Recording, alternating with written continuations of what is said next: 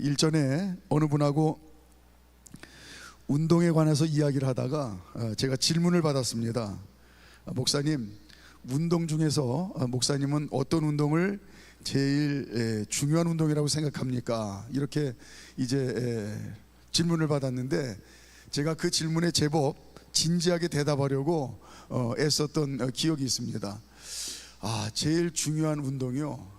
글쎄, 유산소 운동이 제일 중요할까요? 아니면 근력 운동이 제일 중요할까요?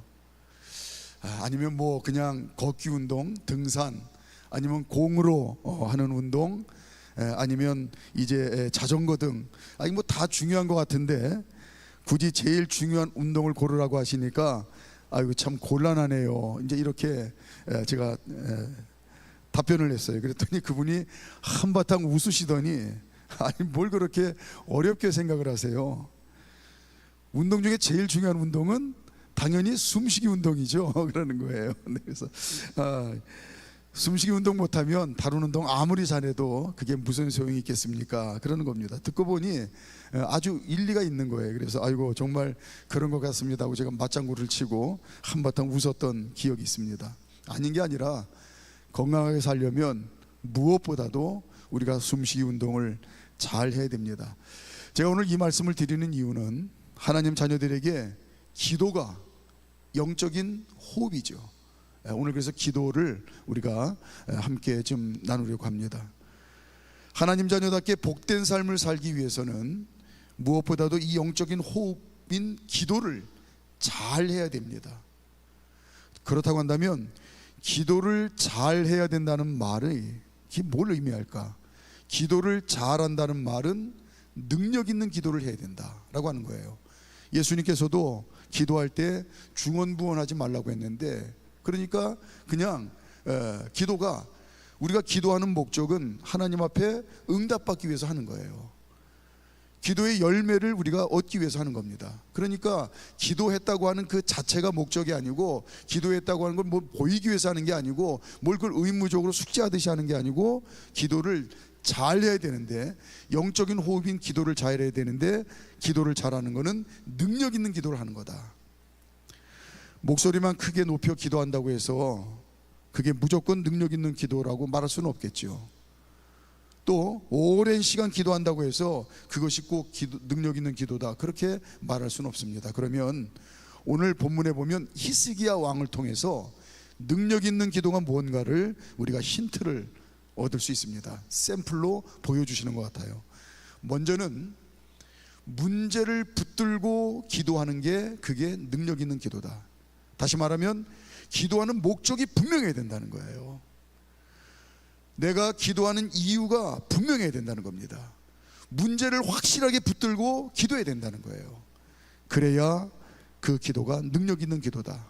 자, 오늘 잠깐 설명을 드리자면, 히스기야가 남유다의 왕이 된 지 6년이 되던 해에 불행하게도 북이스라엘이 아수르 왕 사네립에 의해서 멸망합니다. 그 당시에 우리가 알다시피 이스라엘이 우리나라처럼 남과 북으로 분단되어 있었는데, 히스기야 왕이 이 남유다의 왕이 된 지 6년 만에 북이스라엘이 아수르 왕 사네립에 의해서 멸망을 당해요. 8년 뒤인 히스기야 왕이 된 지 14년 뒤에 드디어 아수르 왕 사네립이 남유다를 쳐들어옵니다. 남유다를 공격합니다. 뭐 처음에는 히스기야 왕이 이게 뭐 싸움이 안 되는 겁니다. 그러니까 할 수 없이 어떻게든지 싸움을 피하기 위하여 화친을 청합니다. 은금을 요청하는 사네립의 요구를 들어주죠. 원하는 대로 다 은금을 모아서 갖다 줍니다. 그러나 그게 그때뿐이고, 결국은 아수르 왕 사네립이 남유다를 이제 마저 삼키려고, 멸망시키려고 대군을 이끌고 남유다를 공격합니다. 이건 이미 끝난 전쟁이에요. 사네립은 이미 다 이겨놓은 전쟁이라고 당연히 여기고 하나님의 이름을 능욕하면서 이제 순순히 항복하라고 호령을 합니다. 이제 당장 남유다도 사네립에 의해서 나라가 망하게 됐습니다. 이때 히스기야 왕이 취한 게 뭐냐면 기도예요. 무슨 기도했겠습니까? 나라가 망하게 생겼는데 뭐 무슨 기도하겠어요? 하나님 살려달라고 기도했겠죠. 나라가 망하게 되었으니 하나님 우리를 구해달라고 문제를 놓고 기도했습니다. 나라가 망한 그 고난의 문제를 붙들고 하나님 앞에 기도했어요. 능력의 기도는 여기서부터 시작이 됩니다. 자, 열왕기약 19장 14절 15절 함께 읽어봅니다. 시작. 히스기야가 사자의 손에서 편지를 받아보고 여호와의 성전에 올라가서 히스기야가 그 편지를 여호와 앞에 펴놓고 그 앞에서 히스기야가 기도하여 이르되 그룹들 위에 계신 이스라엘 하나님 여호와여, 주는 천하 만국의 홀로 하나님이시라. 주께서 천지를 만드셨나이다. 예, 사네립이 편지를 통해서 하나님의 이름을 아주 그냥 처참하게 짓밟고 이스라엘 백성들 또 이제 히스기야 왕 다 능욕을 하고 그리고 이제 협박하는 편지를 보낸 겁니다.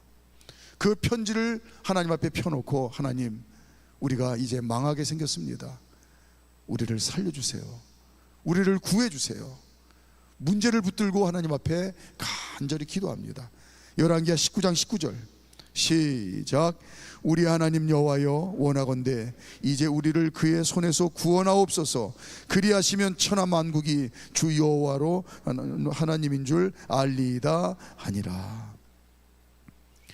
문제 붙들고 간절히 기도하는 게 그게 바로 능력의 기도입니다. 문제 붙들고 기도하니까 기도의 이유를 확실히 하고 하나님 앞에 기도하니까 하나님께서 그 믿음을 보시고 응답을 하세요. 열왕기야 19장 35절 시작. 이 밤에 여호와의 사자가 나와서 아수르 진영에서 군사 18만 5천 명을 친지라. 아침에 일찍 일어나 보니 다 송장이 되었더라. 하나님이 하시니까 하루아침에 게임이 끝났습니다. 문제를 붙들고 하나님 앞에 히스기야 왕이 살려달라고 간절히 이유가 분명한 기도를 하니까 하나님께서 그 기도, 그 능력 있는 기도를, 그 믿음의 기도를 받으시고 응답하셨는데, 하나님이 응답하시니까 하룻밤 사이에 끝났어요. 천하를 호령하던 사네립의 군사 18만 5천 명이 하룻밤 사이에 송장이 됐습니다. 능력의 하나님께서 기적을 행하신 거죠. 자, 또 큰 산을 넘었는데 이게 인생인 것 같습니다. 히스기야 왕이 또 다른 문제를 만나요. 어느 날 갑자기 자신이 병들어 죽게 생겼습니다. 근데 이 문제는 병들어 죽게 생긴 것도 이게 지금 큰 인생의 절대절명의 위기인데, 하나님께서 이사야 선지자 입을 통해서 확인 도장을 찍으세요. 뭐냐면 히스기야야, 너는 이 병으로 인하여 죽을 거다 하고 확인까지 시켜주세요. 야, 뭐 하나님 뭐 이러실 것까지 있나. 1절 말씀 1절 시작.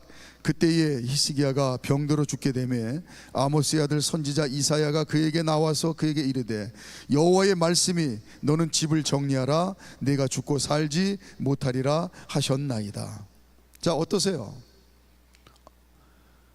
나는 하나님 말씀을 절대적으로 믿는 믿음이 있으니까 히스기야 왕이 하나님 그렇게 말씀하셨으니까 그러세요. 하나님 진짜 그렇게 정하셨어요. 오늘 하나님이 하셨다니 뭐 잘 하셨네요.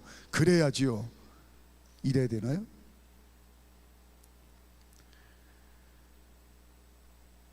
히스기야 왕이 이렇게 하나님이 정하셨으니 뭐 그렇게 되겠죠 하고, 기도도 필요 없다고 생각하고 그냥 자포자기하고 뒷짐지고 서 있지 않았습니다. 자신이 지금 죽는다는데 이것보다도 이 세상에서 가장 큰 문제가 어디 있겠습니까? 이 큰 문제를 놓고 하나님 앞에 다시 간절히 기도해요. 이유가 분명한 기도를 해요. 하나님 살려주세요. 하나님 살려주세요. 이 큰 문제를 놓고 이 큰 문제를 붙들고 기도를 합니다. 2절 시작. 히스기야가 낯을 벽으로 향하고 여호와께 기도하여 이르되. 이제 이때부터는 피눈물 나는 기도죠. 무슨 기도했겠습니까? 아니 죽게 생겼는데 무슨 기도가 필요해요? 피눈물 나는 기도를 하는 겁니다. 죽게 된 사람이 무슨 기도합니까?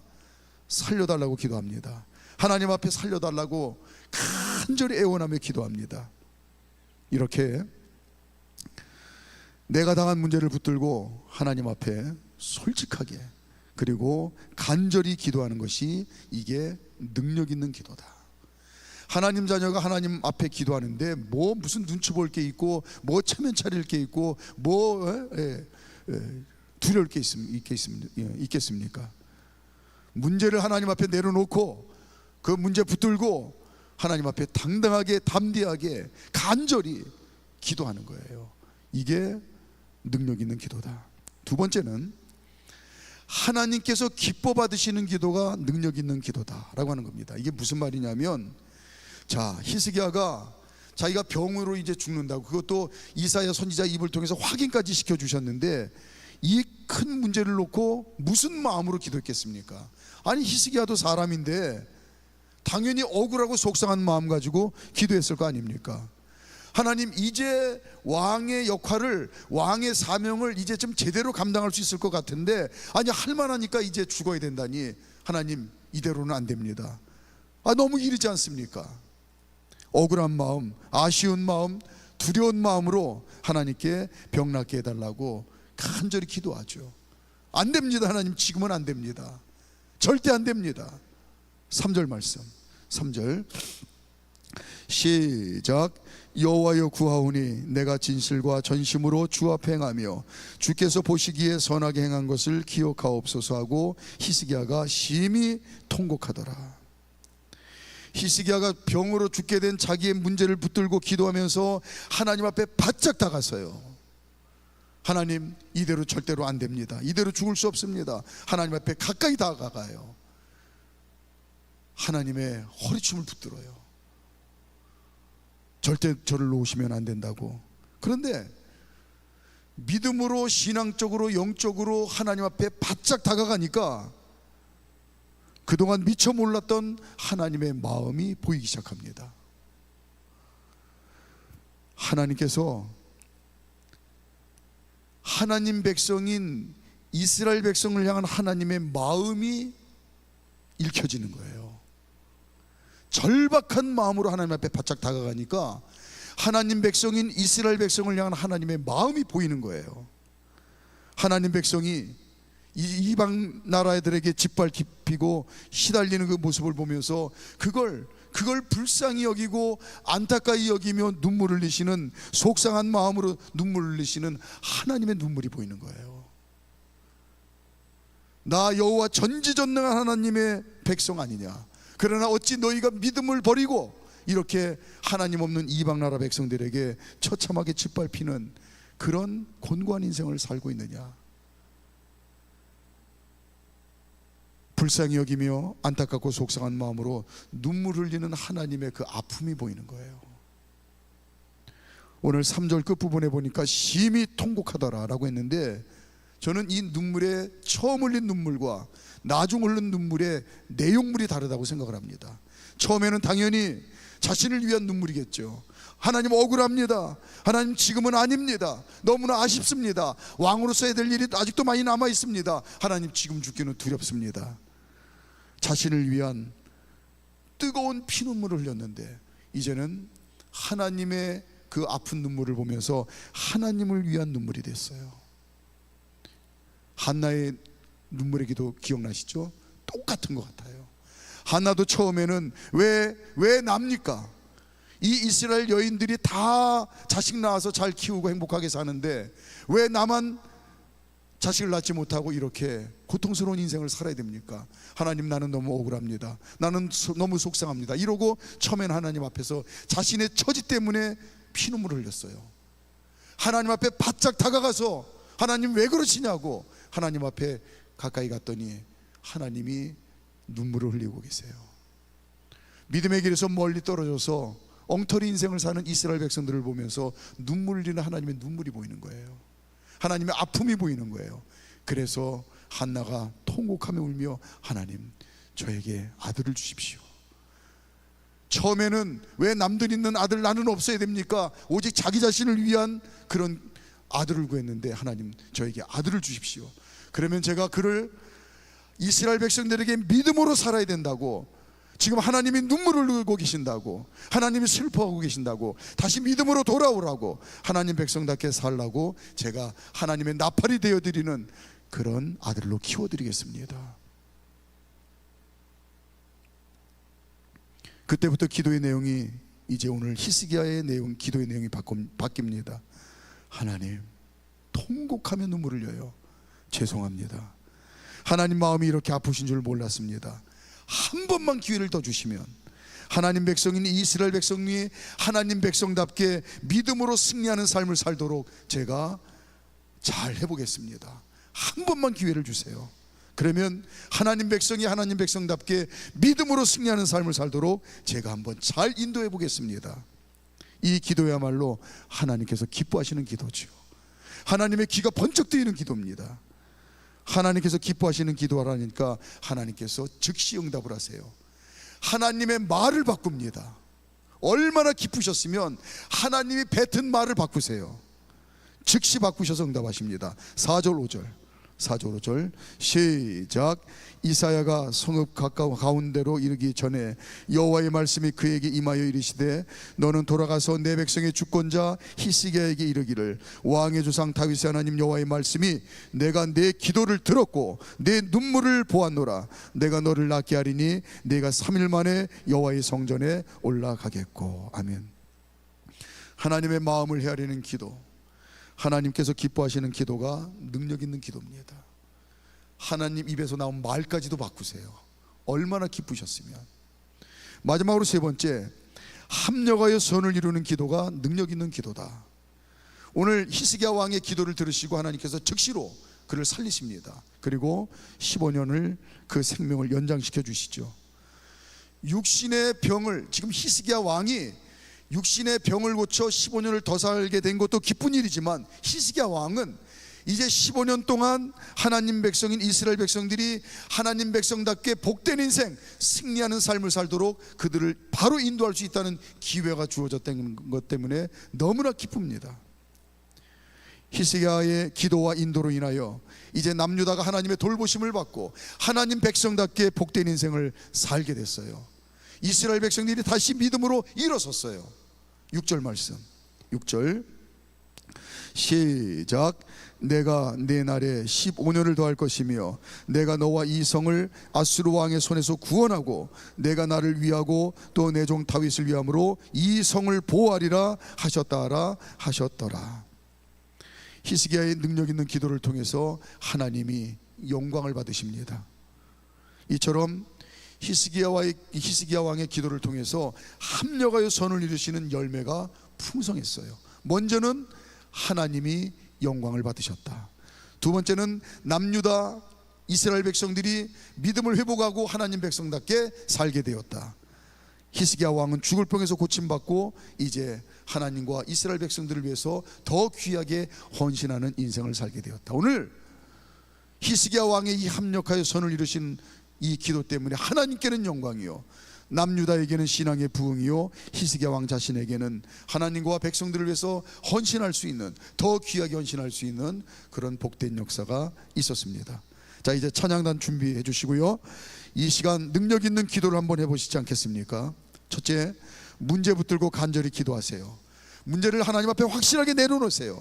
어린아이처럼 이 문제 해결해 달라고, 하나님 이 문제 하나님께서 반드시 들어달라고 이유 있는 기도를 하세요. 하나님께 구하는 바를 구체적으로 아뢰며 기도하시기 바랍니다. 그게 능력 있는 기도예요. 하나님께서 기뻐 받으실 만한 기도를 하시기 바랍니다. 하나님의 마음을 헤아리고 하나님께서 기뻐 받으실 만한 기도를 하십시오. 그게 능력 있는 기도입니다. 합력하여 선을 이루시는 기도하시기 바랍니다. 하나님께서 영광 받으시고 모두에게 복이 될 수 있는 그런 멋진 은혜의 기도 이 시간 하시기 바랍니다. 하나님께서 그 능력의 기도를 반드시 들으시고 응답해 주실 줄로 믿습니다.